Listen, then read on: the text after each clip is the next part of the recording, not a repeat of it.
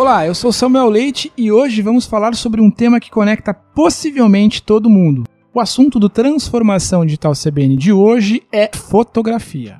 A invenção da fotografia não é obra de um só autor. O crédito é disputado entre diferentes pessoas por causa de técnicas distintas, mas o consenso é que a fotografia é datada de meados do século XIX. Para me ajudar a entender sobre a fotografia na era digital, eu convidei o fotógrafo Tom Filho, que além de fotógrafo é um grande produtor de conteúdo e tem uma história incrível, não só de muito talento frente às lentes, mas também de inclusão por meio da fotografia. Tom, seja muito bem-vindo ao Transformação Digital CBN. Transformação Digital CBN Campinas. Apresentação Samuel Leite. E aí, galera, tudo bem? Como é que vocês estão? Tô muito feliz e muito honrado. Vai ser um prazer falar de fotografia aí pra vocês. Já vou convidar o nosso ouvinte a acessar aí no Instagram o @prazertom, um Instagram sensacional, muito bonito mesmo, com um olhar muito especial. Eu queria, antes de mais nada, conhecer um pouco você, Tom. Você, da onde que é, qual que é a sua idade? Conta um pouquinho pro nosso ouvinte como é que você começou a trabalhar com fotografia. Então, na verdade, eu tenho 21 anos de idade, eu comecei na fotografia em meados dos 15 anos, mais ou menos, e eu sempre gostei de fotografia. Eu era da época em que saía de casa e fotografava coisas aleatórias, assim, que a gente via pelo caminho. Houve uma época em que eu estive meio mal, assim, comigo mesmo, com a minha autoestima, com a minha pele, com o meu cabelo, e eu comecei a fazer fotos minhas, né, autorretratos, para poder me sentir melhor. As pessoas começavam a elogiar, enfim, isso me trouxe uma autoestima que eu não tinha, e eu comecei a fazer com que a fotografia fosse algo um pouco mais profissional, digamos assim. Queria falar um pouquinho mais sobre essa questão do início, né? Como é que era tecnicamente esse começo? Você usava um celular? Você já tinha uma máquina profissional? Como é que foi esse início? Então, na época eu tinha o Moto G, eu amava fotografar da mesma forma, era o que eu tinha. Uhum. Então, era o que eu usava para fazer as fotos de imagens aleatórias e autorretratos também. Até que, né, eu tive a oportunidade de começar a trabalhar, eu comprei uma câmera fotográfica e foi daí que as coisas começaram a acontecer mesmo, sabe? Eu comecei a procurar um pouco mais sobre fotografia na internet. A internet foi assim...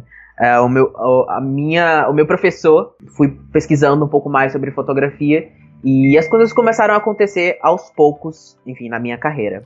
Mas o que me chama a atenção é essa coisa do que está por trás do clique, né? Ou seja, não importa ter a melhor lente, a melhor câmera, mas qual é o registro que você quer fazer? Isso era uma coisa que já era importante para você? Quer dizer, o momento do registro, o momento do clique sempre foi o teu fator, digamos, preponderante na hora da construção visual? Exatamente, assim, eu nunca tive a possibilidade de ter uma câmera super, ultra, mega cara. Na verdade, a câmera que eu comprei na época foi uma câmera de segunda mão, então eu não tive muito acesso a algo muito, muito, muito caro, quanto mais novo.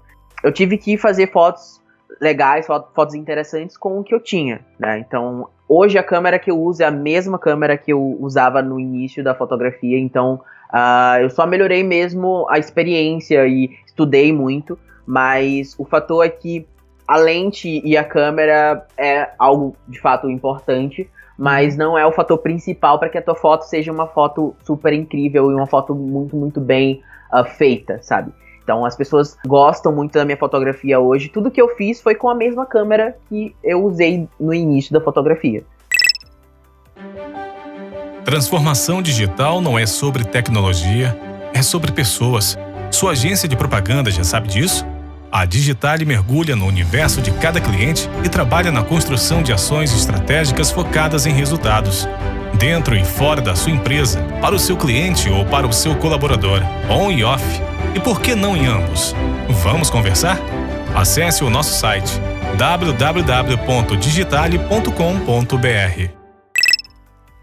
Legal, estou conversando aqui com o Tom Filho, fotógrafo, um jovem fotógrafo de 21 anos, começando a construir uma carreira de bastante repercussão na internet.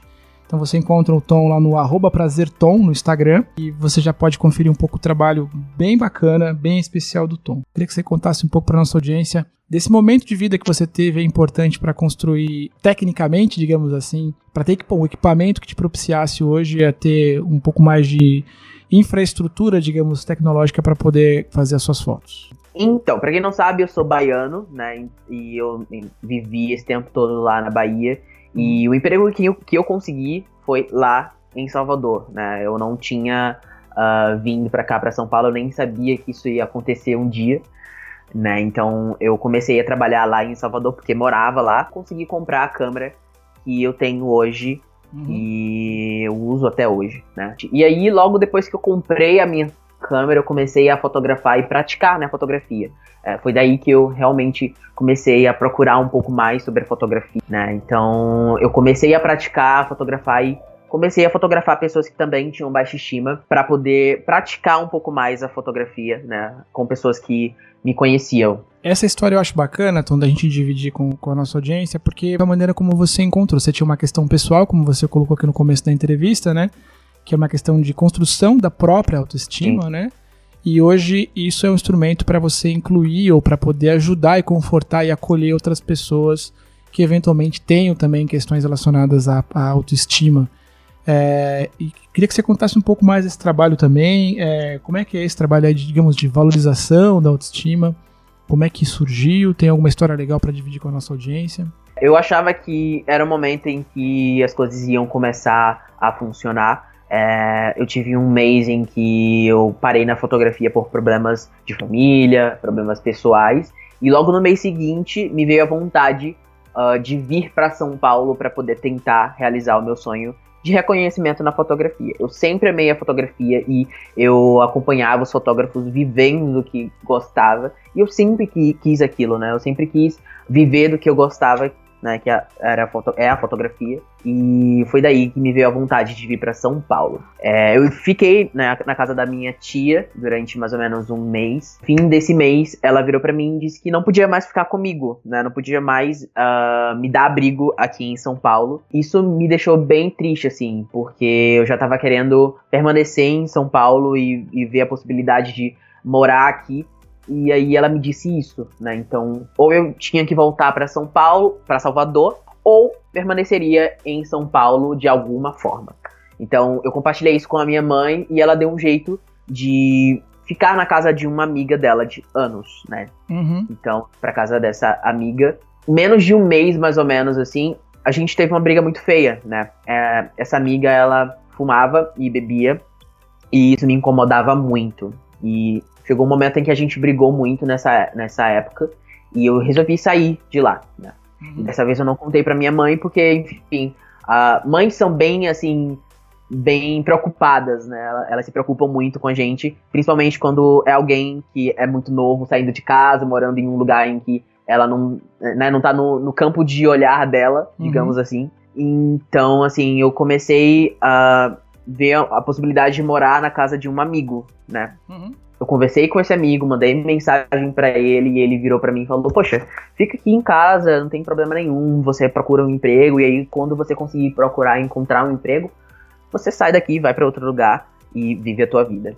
Na época eu não tinha emprego, eu vivia com o que eu achava que tinha, né, na fotografia. Eu vendia algumas coisas, alguns filtros, e a gente chama de presets, na verdade. Eu vendia filtros, presets e fazia alguns ensaios. Eram muito, muito, muito poucos, assim, mas fazia. Fui pra casa desse amigo, não fiquei uma semana. Não fiquei uma semana, porque ele virou pra mim e falou: olha, não tá dando, tá muito difícil a nossa relação. A gente não se dava muito bem. Fiquei também muito preocupado quando ele me disse isso, porque na verdade ele falou o seguinte: então, cara, não dá pra você ficar aqui hoje você vai ter que sair. Então, foi exatamente no dia em que ele disse que eu tinha que sair, pra que eu de fato saísse. E eu fiquei muito preocupado, eu não sabia pra onde eu ia. E foi daí que eu pensei na possibilidade de juntar um dinheirinho. Eu já tava procurando um pensionato, uma pensão na época. Era uma pensão muito barata. E aí eu pensei: poxa vida, finalmente eu vou ter paz, eu vou morar num lugar em que eu tô pagando, então eu vou ter direitos. Não ser obrigado a ficar calado, porque querendo ou não, a gente, quando tá na casa de alguém, a gente se sente muito... Não sei explicar a palavra ao certo, mas a gente se sente muito retraído, muito estranho, como se a gente não pudesse ser livre, sabe? Você é um hóspede, né? Na verdade, você acaba não sendo. Então, você tá sempre digamos assim, aguardando o acolhimento ou não, né? A simpatia ou não. Entrando um pouquinho mais agora sobre a questão prática da fotografia. Enfim, tem alguns toques que você acha que são bacanas para quem quer usar o seu celular e extrair o melhor registro daquele momento? Bom, eu tenho uma dica que é uma dica em que é uma dica muito simples, mas que muitas vezes a gente não presta muita atenção, entende? A gente tende a ser que nem todo mundo, a gente tende a fazer tudo que todo mundo faz, e isso pode ser um fator muito preocupante, né, pra fazer fotos legais, né? A gente precisa diferenciar o que geralmente a gente vê. E ser diferente é o que de fato chama atenção hoje em dia. Sabe aquela foto que a gente tira, que a gente só levanta o celular assim e tira no ângulo dos olhos? Perfeito. Então o que eu indico é mudar um pouco o ângulo, né? Fotografia também é ângulo. Então, sei lá, tira de baixo pra cima, de cima pra baixo. Nesse caso, o ângulo, né? Em ângulos diferentes. Porque com certeza vai dar um outro olhar, vai diferenciar totalmente a sua fotografia e vai deixar a sua fotografia muito, muito mais interessante e deixar aquilo muito mais profissional. Legal. Uma coisa que eu tava reparando aqui no teu portfólio, você que também cuida do tratamento das suas fotos, né? De toda a parte de... Exatamente. Que tem um tratamento muito bacana, muito rico. Essa questão mais técnica, digamos assim, da parte de edição pós-foto, é um negócio que você também pegou... digamos, na raça, você aprendeu, foi um negócio que você treinou, você falou um pouquinho no começo da nossa conversa dos tutoriais, né, tudo que eu aprendi na internet, queria também que você falasse um pouquinho mais dessa coisa da pós-produção fotográfica aí.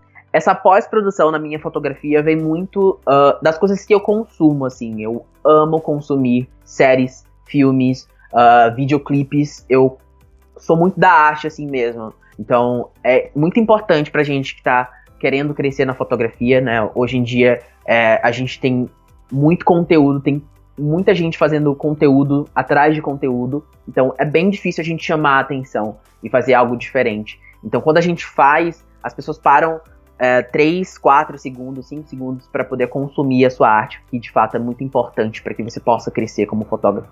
Então, é isso que eu acho. A gente está caminhando para o final aqui da nossa entrevista, mas eu queria entender um pouquinho mais sobre esse novo meio de divulgação hoje, que é o Instagram.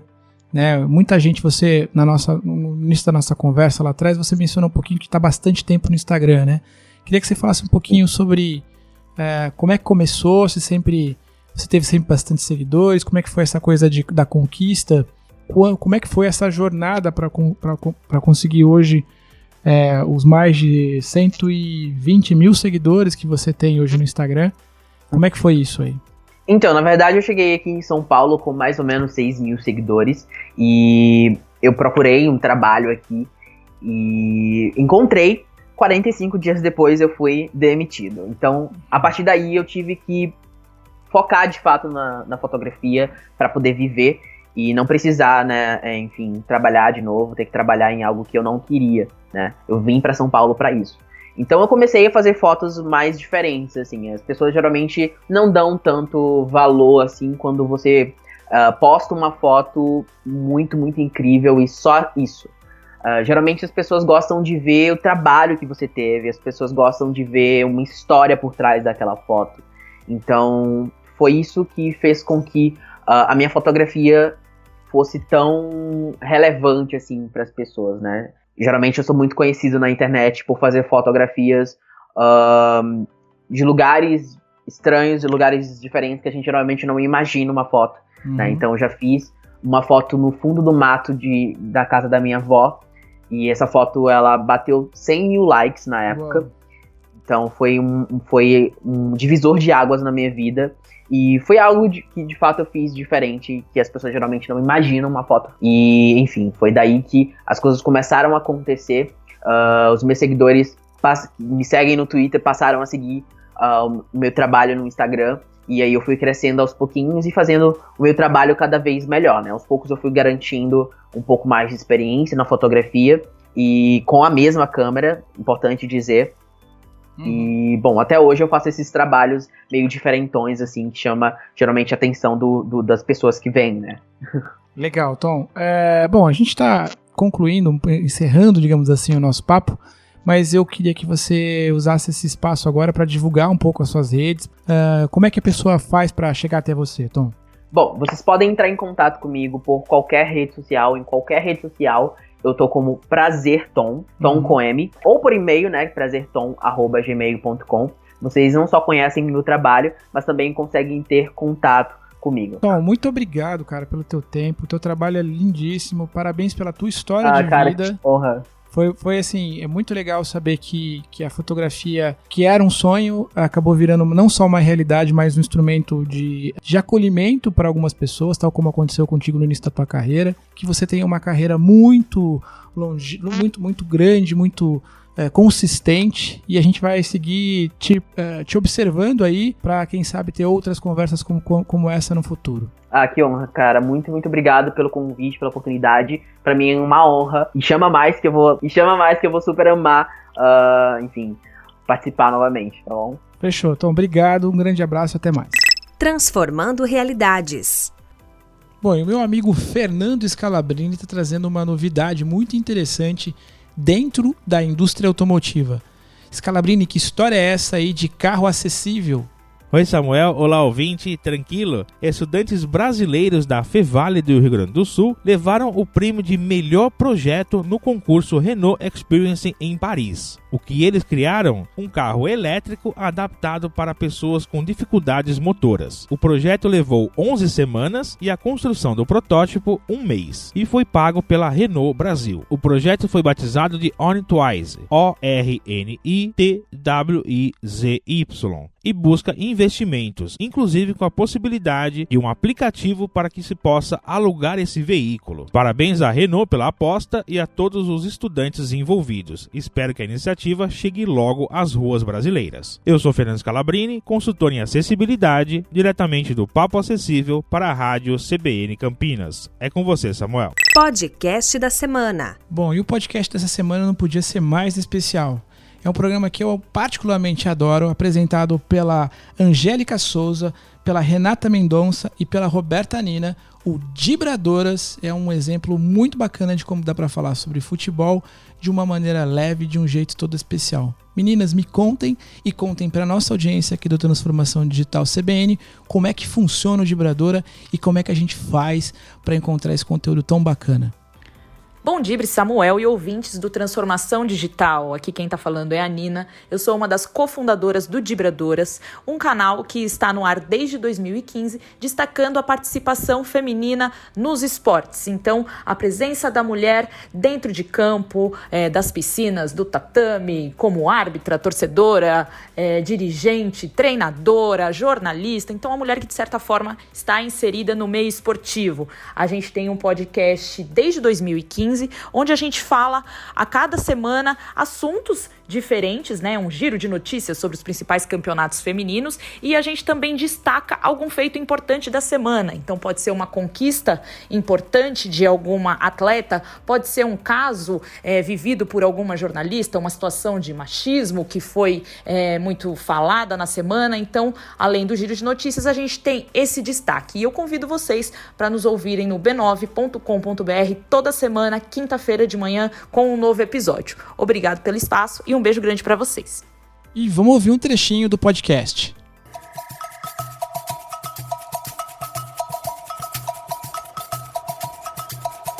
O destaque deste episódio não poderia ser outro, né? A gente nem falou muito dele no podcast passado, porque o quê? Ia ter assunto a rodo agora, né?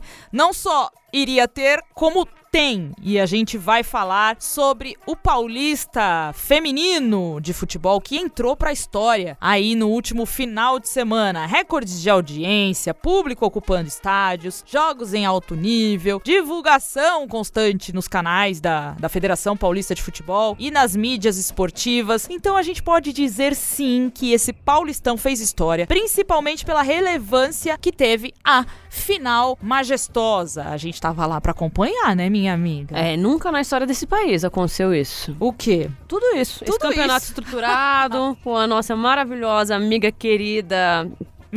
Profeta, mentora, diretora. Rainha. A Aline Pellegrino. Diva. Que pegou esse campeonato na mão. E falou, me dá aqui o bagulho. Me dá a criança que eu vou embalar. Que ele é meu. Sim. E foi maravilhoso, amiga. Foi assim, maravilhoso. Afinal, foi conduzido de uma forma muito boa, com as transmissões, com as narradoras mulheres, Sim. com divulgação, na Rede Vida. Mas o que aconteceu, não só o esforço agora da Aline, mas principalmente da diretoria do Corinthians, em levar o jogo pra arena, em chamar a torcida, fazer Sim. a campanha Invasão pelas Minas. Foi maravilhoso. E, querendo ou não, era um sábado de feriado. Sim. Foi muita gente, acabaram os ingressos, na verdade, né? Eles abriam os ingressos pra retirada do sócio e acabou os ingressos. O primeiro jogo já tinha sido bacana no Morumbi, que muitas jogadoras aí que defendem seleção e jogam há mais de décadas nunca tinham pisado no Morumbi pra jogar uma partida de futebol. Foi bacana, não tinha tanto torcedor como tinha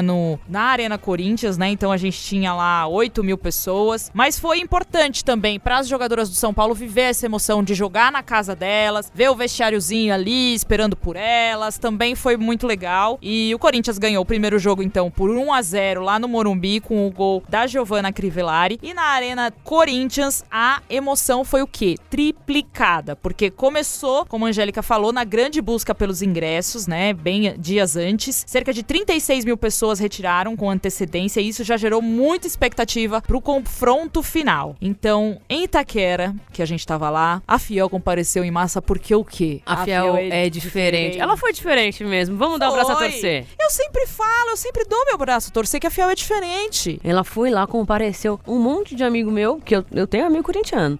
Um monte de amigo meu falou, você vai? Vamos. Eu falei, claro que eu vou. E eles, já peguei meu ingresso. Consegui meu ingresso, não sei aqui. Gente, Foi galera, maravilhoso. Foi maravilhoso. Muito bom mesmo. 28.609 pessoas lotaram o estádio pra ver o time feminino do Corinthians erguer o troféu paulista pela primeira vez, de maneira inédita. Que é o maior recorde de público do futebol feminino no Brasil. Exatamente. Antes era 25 mil na Arena 300, Amazônia, com Iranduba. E Santos. E agora estabeleceu-se um novo recorde. E assim, tem que ser batida essa meta, tem que dobrar a meta.